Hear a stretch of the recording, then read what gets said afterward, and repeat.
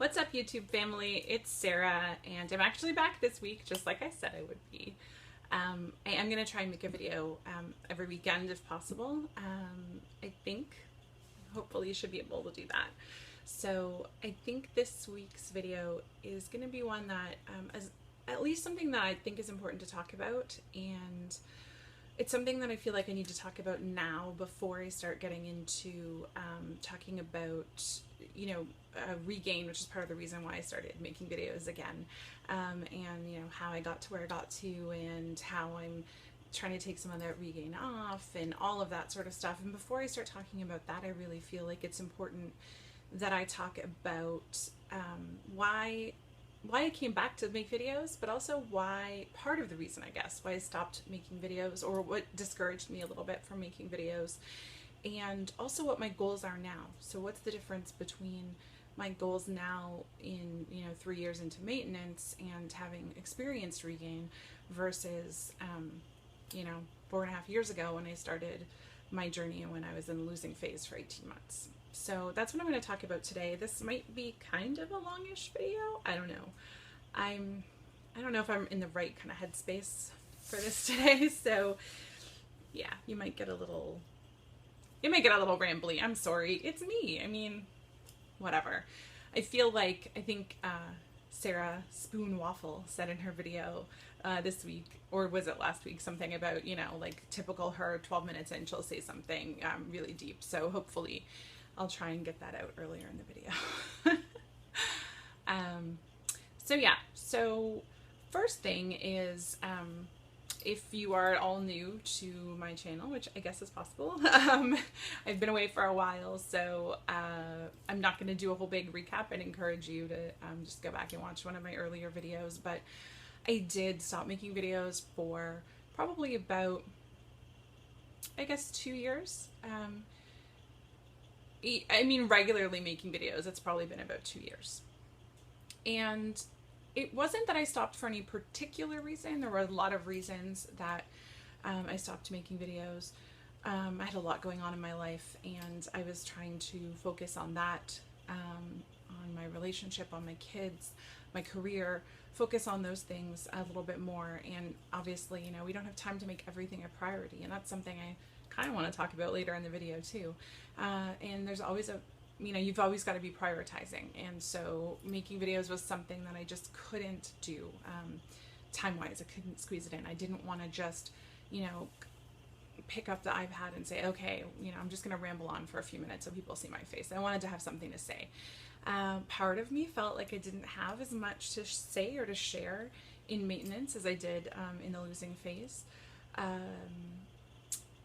There was a time when maybe I was just struggling in general with what was going on in my life, and so it's hard to get in front of you guys and talk about that, at least while it's going on sometimes. But there was something else, and I don't know that I've ever really talked about this before, at least not in the community sense, but there was something that never really felt right to me about the weight loss community and the weight loss surgery community on YouTube. And we're all, I hesitate to use the word guilty, but we all do this. We are so focused on our goals, which is amazing, but I think we get this idea that if you don't reach a certain point, if you're not at your smallest, that you are a failure. And Liz, Finding Elizabeth, she made a video talking about talking to people, saying, you guys are not failures. No matter what happened, if you stop making videos or you regained or whatever it is, you never got to your goal, it doesn't mean that you're a failure. And I encourage you guys to watch that video, because I think what she has to say is 100% true. You aren't a failure, and no matter what, you aren't a failure, and you only need to compare yourself against your own goals. What anyone else thinks doesn't really matter. And that's a really difficult thing for us, and I say us in the community as formerly or still overweight people, especially if you've come from a place where you're super morbidly obese, or you were obese since you were a child. You know what it's like to be teased. You know what it's like to be judged every day. And it is very difficult to think the best of people. And I know I think for me sometimes, because I was so overweight, I had to learn to just let people's comments or their thoughts or their judgments kind of slide off my back, because otherwise I would have spent my whole life in the house feeling depressed. And that's a real thing, that's a thing that people in this community have gone through. And I was just lucky that that wasn't me. And for some reason, and I don't know if I even know what it is, I was able to do that and just sort of say, that's other people's opinions and they don't have to affect me. I can choose, how I feel about it. And I can choose to compare myself against my own goals and not what other people think. And the thing that I found was that as a community, we were all very focused on numbers, very focused on goals, but not very focused on body positivity, not very focused on accepting ourselves for who we are, not very focused on working on things that weren't our weight. And I think there's, sorry, I'm just thinking about people I know personally and the struggles that they've had. There's so many stories out there. There's so many people who have struggled, and they maybe didn't struggle in their weight loss journey. They've struggled in their personal life, and they've struggled through other things, post-surgery, post-goal even sometimes. And sometimes I think that's because we spend all this time on our physical selves, but we're not concentrating on our mental selves at the same time. And that's difficult. And sometimes it hits you all at once. And I feel like that is lacking in the community. And I feel like there's not that many voices of people who want to say, you know what, I'm still overweight and that's okay. I did say in my last video, I'm not going to talk numbers. I gave my highest weight and I gave my surgery weight and my lowest weight. That's what you're going to hear from me. I'm not talking numbers this time. Why am I not talking numbers? Because I don't want to concentrate on them. And I don't want you guys to concentrate on them. It's not about being ashamed of them. It's not about not letting you guys know. I gave you sort of a general idea of how much regain I had and how much I've lost, but you're not going to find me weighing in every week and telling you guys about it. Do I weigh? Of course I do. When you're trying to lose, you have to. But I try my best to look at it for what it is, which is just a measurement. It's not a judgment. The scale doesn't judge me. I judge myself against where I want to be. So I feel like numbers can be dangerous for some of us. And so for me, that's not something that I'm going to be talking about. I want to talk about more realistic goals. And it's not that number goals aren't realistic, but the problem is that they aren't something you can really hold on to. When we talk about reasons why we had surgery, a lot of people talk about, things like having more energy to be with their kids, or having more time, not wanting to, be ill, wanting to live to see their grandchildren, or, wanting to fit in a booth at a restaurant. Simple things, small things, big things, but very few people talk about wanting to see a number on the scale or wanting to fit into a certain size dress. And it's okay if you do. This is definitely not me judging the people who want to have a number goal and who want to talk about numbers. I think there is a time for that. But that's not where I'm at right now. And so this is for those people who maybe need something more than that. So I can't be about the numbers this time, because I feel like we are so focused on that, and we have a hard time accepting ourselves when we're in the journey. It's always about, when I get to a certain point, then I'm going to do this. I'm going to buy this dress. I'm going to go on this trip. I'm going to get a new tattoo. I'll talk about that in a sec too, but I'm going to do these things when I get to a certain point. And there's danger in that, because we're not promised anything, right? So if you're always waiting for the next thing, for the next step, for the next number on the scale, for the next size of clothes to do things, you're holding yourself back from so many experiences. And And that's not why we had surgery, right?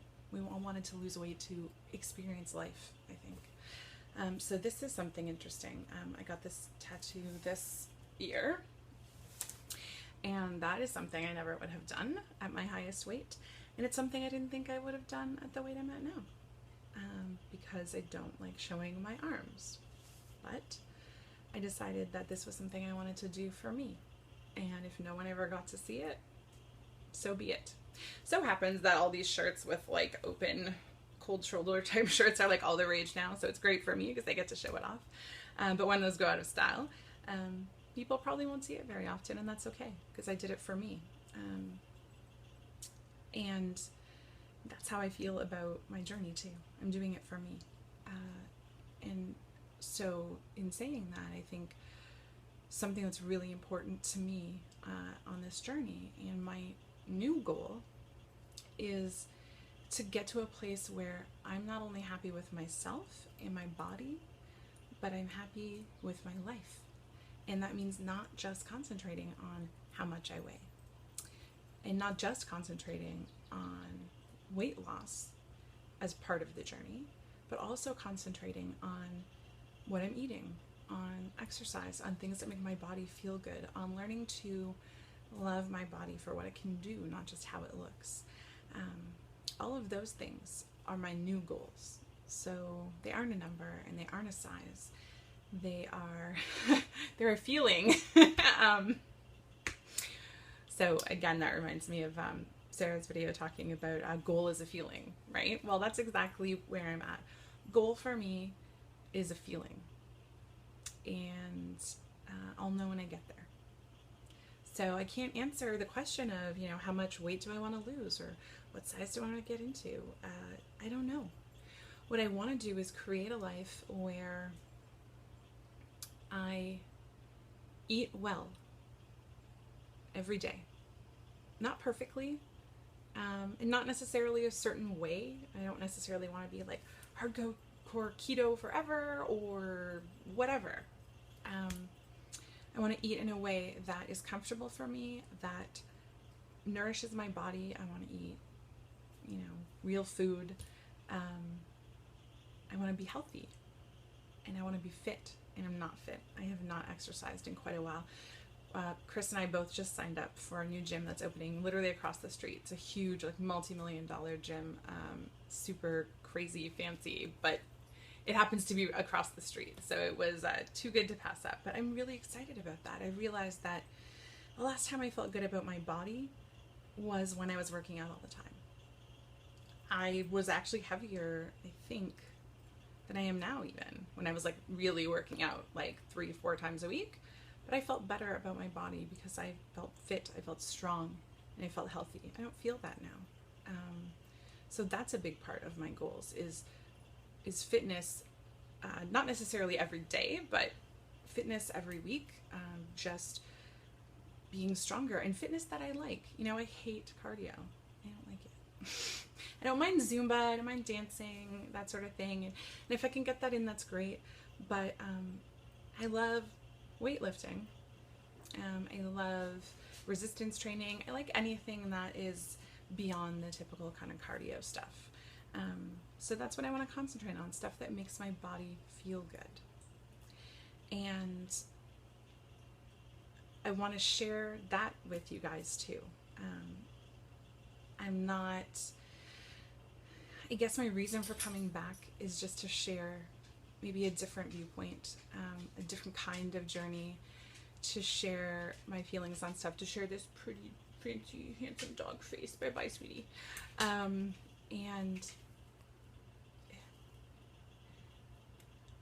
I don't know, I guess I just want to